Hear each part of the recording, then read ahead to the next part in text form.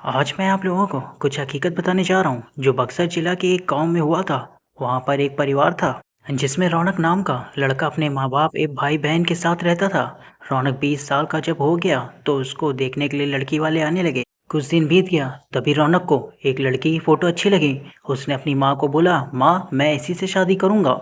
और बोलता भी क्यों नहीं, हर लड़के की ख्वाहिश होती है कि उसकी औरत सुंदर और संस्कारी हो, ताकि किसी के सामने ले जाने से उसका मान भी बढ़े। उसकी माँ ने बोला, ठीक है बेटा, मैं तुम्हारी शादी इसी से करवाऊंगी। और लड़की के पिता को हाँ बोल दिया। कुछ दिन बाद उसकी शादी का दिन आ गया। वह बहुत खुश था क्योंकि उसकी हल्दी मेहंदी और संगीत से घर में खुशी छाई हुई थी। सारे मेहमान से उसका घर भर गया था। वह मन ही मन सोच रहा था कि मैं अपनी औरत को बाहर घुमाने ले जाऊंगा और दोस्तों के साथ खूब बातें भी करूंगा कि देखो मेरी औरत लाखों में एक है। मन ही मन लड्डू फूट रहे थे। और उस दिन उसका इंतजार भी खत्म हो गया क्योंकि उस दिन उसकी शादी हो रही थी। गांव वाले भी धूमधाम से बारात लेकर लड़की के घर पहुंचे और दोनों की शादी भी हो गई। जब सुबह विदाई हुई तो उस समय लड़की को डोली में अकेले ही ससुराल लाया जाता था। चार कार डोली को उठाते उठाते थक गए थे। वह बेचारे सोच रहे थे कि कहीं पेड़ दिखे तो डोली उसके नीचे रख दें, तो थोड़ी देर आराम करके फिर आगे बढ़ेंगे। और आम का पेड़ भी तभी दिख गया।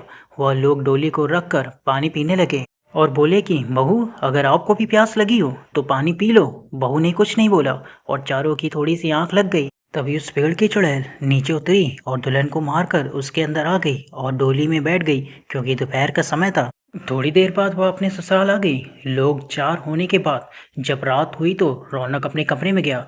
जब वह अपने बिस्तर पर बैठकर दुल्हन से बातें कर रहा था, तभी उसे जोर से प्यास लगी। उसने कहा, मैं पानी पीकर आता हूँ। दुल्हन ने बोला, आप बैठो, मैं पानी दे रही हूँ। इतना कहकर उसने अपना हाथ लंबा करके कुएं से पानी निकाल कर उसको दे दिया। इतना देखते ही रौनक जमीन पर भद्दे से गिर गया और बेहोश हो गया। थोड़ी देर बाद जब उसे होश आया तो उसने अपने सामने घूंघट में छुपी चुड़ैल को देख लिया और भागने की कोशिश करने लगा। तभी उस चुड़ैल ने बोला, आप भागो मत, मैं आपको मारूंगी नहीं और अब मैं आपके साथ रहूंगी भी नहीं।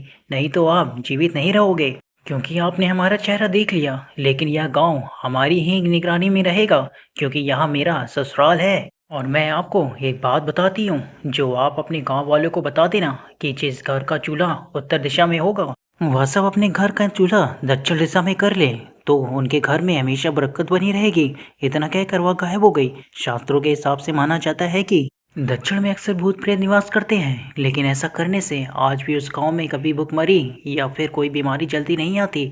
वहां पर सब हंसी खुशी रहते हैं। फ्रेंड्स, चैनल को सब्सक्राइब जरूर करें और हॉरर स्टोरी सुनने के लिए मिलते हैं आपसे अगले वीडियो में।